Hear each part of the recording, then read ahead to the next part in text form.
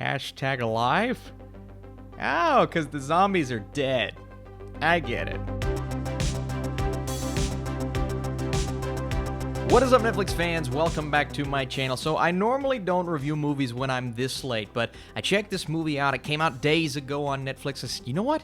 This may be worth doing a review on, so I need you in the comments down below. Have you been able to check out Hashtag Alive? Do you like zombie movies? We're going to talk about it. Let's get into it. So, the rapid spread of an unknown infection has left an entire city in ungovernable chaos, but one survivor remains alive in isolation. So I'm beginning to realize something. I really like zombie movies or post-apocalyptic films in general when they keep the story simplified, and that's what this film did. Now, sometimes, especially when you get into the second act in this movie, it does kind of compromise the experience. This film does slow down to almost a halt, and I feel like it will leave a lot of people saying, well, this is getting kind of boring, but the overall execution, the way that it wraps up, even in its predictable manner, I do think this movie is entertaining enough, and I had a pretty good time watching it. Now, you can tell that there are certain things about it. There are moments within our story where characters, and I said this in my Letterboxd review,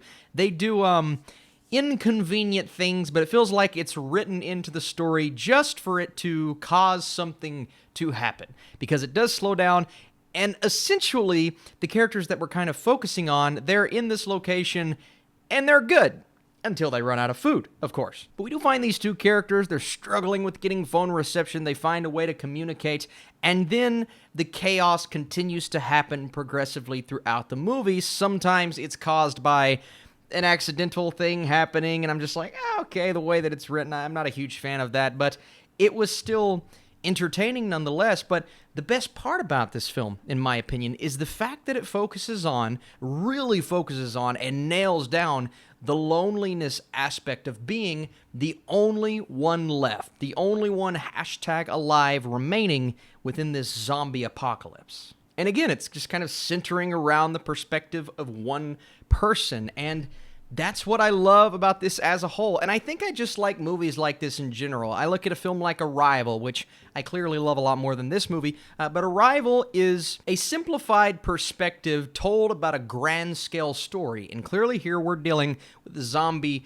apocalypse. And this is probably happening in more than just this place, right? Well, we're just getting one character's perspective, how he's handling it, how he's dealing with the fallout of certain situations, how he's dealing with the fact that there's really no one around him and he can get a hold of no one at first. And then we come to find certain things out, but I love the focus in the first act. I also love the action and the intensity that is amplified to a degree that I didn't even expect it to get amplified to in the third act. Just a lot of really good things within a film that maybe I didn't expect to come together in the way that it did. Again, moments are predictable and things happen just for the sake of happening, and I think a lot of people will see that and just, kind of scoff at it, the fact that it's so cheesy, but I almost embraced the cheese of certain moments, and the film has a nice focus to it, because at the end of the day, it remains faithful to the story that it set up at the beginning of the movie. Now,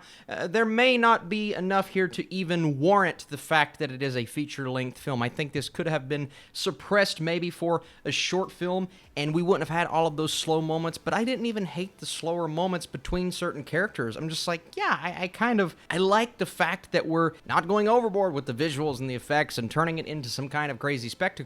I like the fact that we're keeping it simple, and that remains very consistent throughout the entire movie. So I do think Hashtag Alive is a pretty good zombie film, and I may even like it more than others because this is my kind of movie, especially my kind of zombie movie. That's what was so good about Walking Dead when it first started, is it just focused on certain stories between certain characters, and those storylines were fleshed out to an incredible level. And that's kind of what we get here. Very different kind of story, obviously, but the focus is always there. So thank you guys for tuning in to this review that's a little bit later than normal. I need your comments down below. If you like these Netflix reviews, be sure to leave it a thumbs up. As for my score, I think I'm going a 7 out of 10.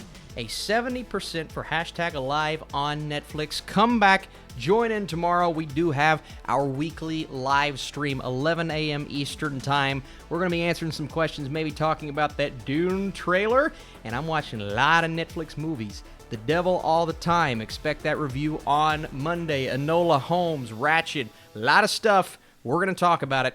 Appreciate you guys. See you soon.